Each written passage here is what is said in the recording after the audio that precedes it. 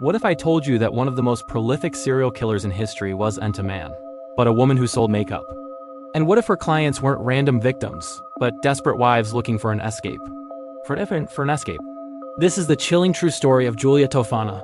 Imagine 17th century Italy. Divorce is impossible.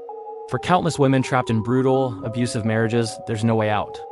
No legal recourse, no escape. But in the shadows of Rome, Palermo, and Naples, a whisper of hope, or rather, a whisper of death began to spread.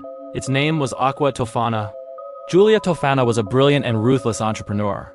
She created a poison so perfect, it became the stuff of legend. Aqua Tofana was a clear, tasteless, and odorless liquid. A few drops in a husband's wine or soup, and he would begin to show symptoms of a mysterious, lingering illness.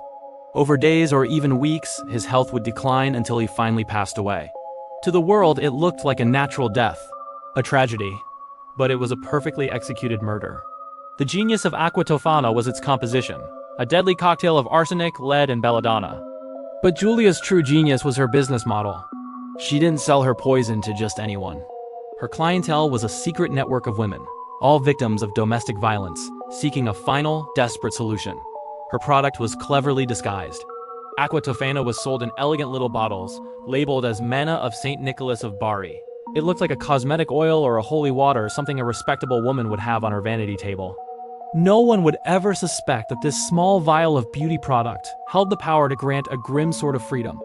For nearly 30 years, Giulia's underground operation thrived.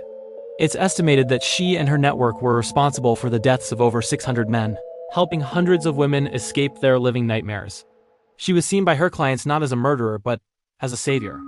But all empires, even secret ones, eventually fall. The end for Giulia came not from a brilliant detective, but from a guilty conscience. One of her clients, just as she was about to poison her husband's soup, had a last-minute change of heart. She confessed everything.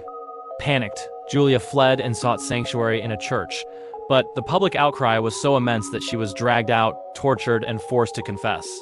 In 1659, Giulia Tofana, her daughter, and her key associates were executed. So, was Giulia Tofana a cold-blooded killer or a dark avenger for the powerless? Her legacy is a complex, haunting mix of both. She sold death in a bottle, but for many women of her time, it was the only key to a life of their own. It's a dark reminder that when society offers no justice, people will create their own. What do you think? Was she a villain or a vigilante? Let me know your thoughts in the comments below.